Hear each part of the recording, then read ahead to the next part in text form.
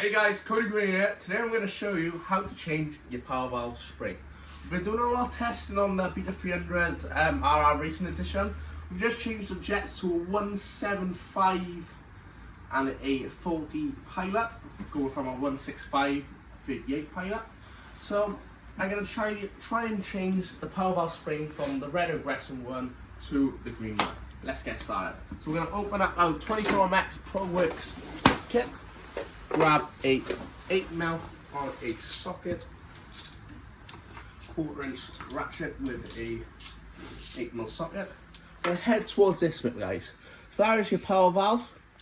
That's your power valve screw. You can wind it in for less power, wind it up for more aggressive, snappier power band. But we've had a lot of talks with some beta riders, along with some top beta riders. And they have suggested for extreme hard enduro racing, they have put the green spring in to allow it to rev more like a trials bike. Instead of having that aggressive power where you're barely revving a bike and not attacking corners, etc. We've had a talk to some guys and they think that putting a green spring in makes you more ride like a trials bike, allowing you to rev it harder. So as you can see, the power valve is only made up of a O-ring seal, which press out a little bit, 2 8mm bolts, along with your power valve just unscrew. You can get a PV red one, but I don't see much hassle.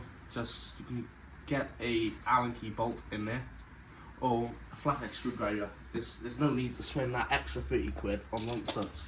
So if I pull this spring out now, if I have a look with my phone before I pull out, if there's any slotting compartments I do. No, it just presses onto the back spring. So as you can see, put a bit of light on it. It is a groove in there, which if you can see in there, if I line it up, can zoom in for you. Zoom into that O-ring, but go on, keep on zooming. As you can see, it's a little notch compartment, bit like a dropper post on a mountain bike. Basically, this groove right here slots in lovely. So as you can see, a bit of oil on it. This is a red spring with a red mark at the bottom. And basically, I'm going to go and get the green spring now out of my Beta kit, which comes stock with buying a Beta bike from any Beta dealership. So let's go there.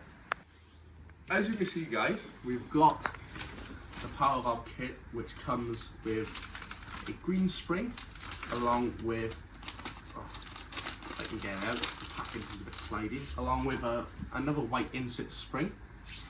Along with this, you might think what this is. This comes to a later date when you're doing the spark plug. As you can follow me, it is 2 spark plugs, one at the rear, one at the front. They tampered off a normal 13mm nut or bolt, so this helps it fit. It's just a money making way for Beta to get you to buy a bike really, and can't tamper with nothing. So we have took the old power valve out. What comes with this, as you can see, got a notch in to line up with the notch inside. I'll get my phone on it. 2 secs, bear with me. So if you zoom into that now, you can see the notch. I move my camera out of the way. You see that notch in there, guys. Basically lines up with that notch. You might struggle with this bit now, guys, if you haven't done one before. But stay tuned. We got fixture for everything. Grab a flathead screwdriver. I'm gonna basically slowly wiggle it out like so. See it's starting to come. And on that side bit, you start to get a little bit groove. You put your flathead screwdriver in and twist it, rock it back forward.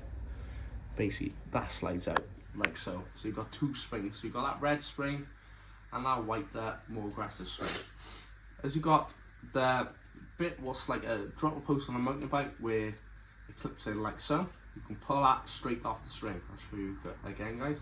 So you can see 2 springs. Basically, we're gonna pull it off like one action. So it's the 2 springs. We're going towards the green one now.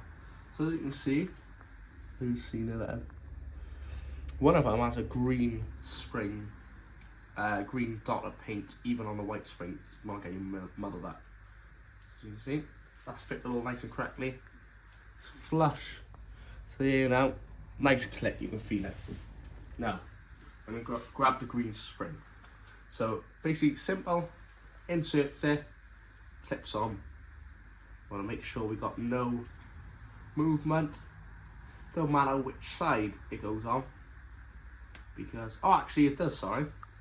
One side got clipping action, allows you that good click in. Instead of the other one, it just pushes on slightly, like so. So we've got a nice green spring.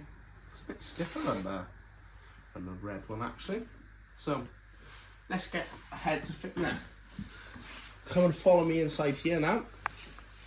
Like I showed you, it's a little notch there, which lines up perfectly with this. There's a bit of a fiddle, but once you've got it, like so.